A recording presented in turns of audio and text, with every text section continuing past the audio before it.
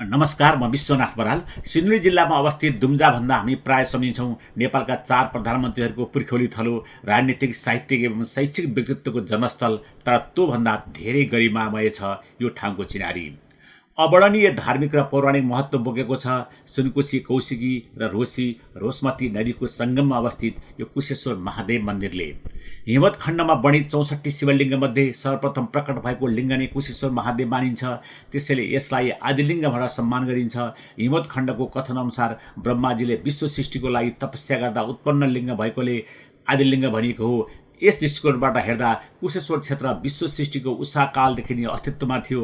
त्यति मात्र नभई पौराणिक कालमा कुशिक नामका ऋषिले तपस्या गरेको क्षेत्र भएकोले यस क्षेत्रलाई कुशेश्वर र यहाँ नजिक रहेको नदीलाई कौशिकी भनिएको हो। इतिहासलाई अन्वेषण गर्दै जाने हो भने नेपालका पालक नेमुनीले तपोभूमि कुशेश्वरमा धेरै समयसम्म तपस्या गरेर नेपालको स्थिति बसालेका थिए। नेपाल काठमाडौँ जलाम्य हुँदा पनि यो स्थान तपोभूमि थियो। सुनकोशीको तटमा रहेको यो स्थानमा ब्रह्मा, विष्णु र महेश्वरका साथै जगत जननी दुर्गाको साक्षात उपस्थिति रहेको पौराणिक वर्णन छ। विश्वामित्र, नेमुनी, मार्कण्डेय जस्ता महान ऋषिहरूको तपोभूमि। पुरातत्त्वविदले पनि आदिलिङ्ग कुशेश्वर महादेव मन्दिर परिसरमा लिच्छवीकालीन शिलालेख त्यसै भेटेका होइनन्।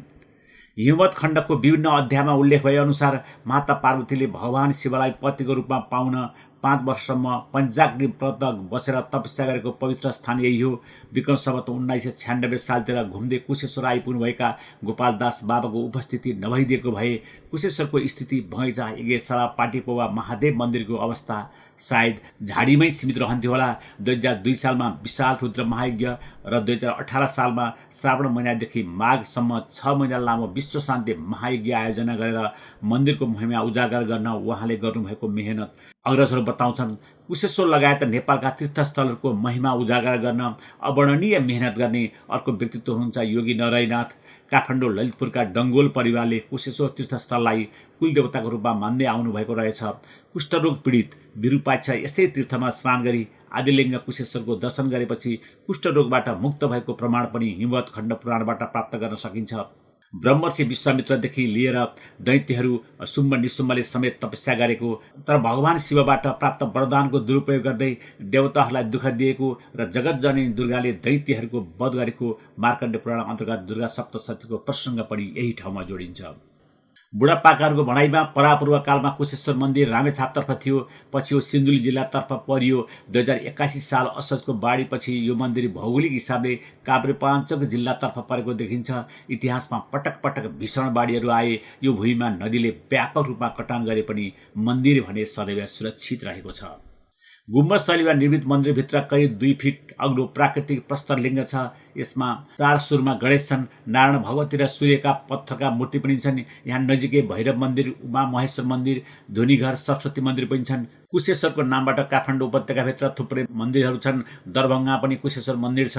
कुशेश्वर महादेव मन्दिर वरिपरि चारैतिर नेपाल सम्वत 716 मा रणसिद्धि मल्लले पर्खाल लगाई सुरक्षित पारेको नेपाल भाषाका सरलतम लिपिमा कुँदिएको शिलापत्रबाट अवगत गर्न सकिने तथ्य डाक्टर पुरुषोत्तम लोचन श्रेष्ठको कुशेश्वर महादेव स्थानका अभिलेखमा लेखिएको छ।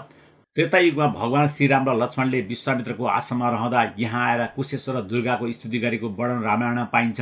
यस्तै द्वापर युगमा श्रीकृष्ण, प्रद्युम्न र नारदले पनि यहाँको दर्शन गरेको पौराणिक वर्णन छ।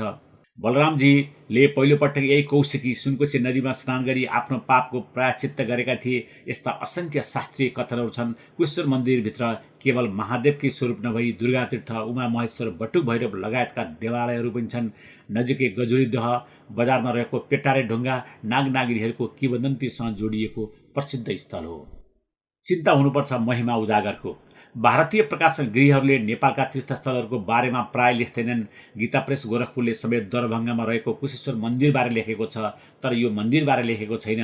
भारतमा छापिएका पुस्तकहरू हेरेर हामी तीर्थको लागि उसले निर्देश गरेको ठाउँमा जान्छौँ, तर कस्तुरीले आफ्नै शरीरबाट फैलिएको सुगन्ध खोजे झैँ स्कन्द पुराण अन्तर्गत हिमवत खण्ड, बृहद विष्णु पुराण, मत्स्य पुराण, देवभाग पुराण, बारहा पुराण आदिले पावनस्थल भनेका हाम्रो देशका स्थानहरूलाई हामीले चिनिरहेका छैनौँ। सङ्घीय सरकारदेखि स्थानीय सरकारसम्मबाट उपेक्षित छन्।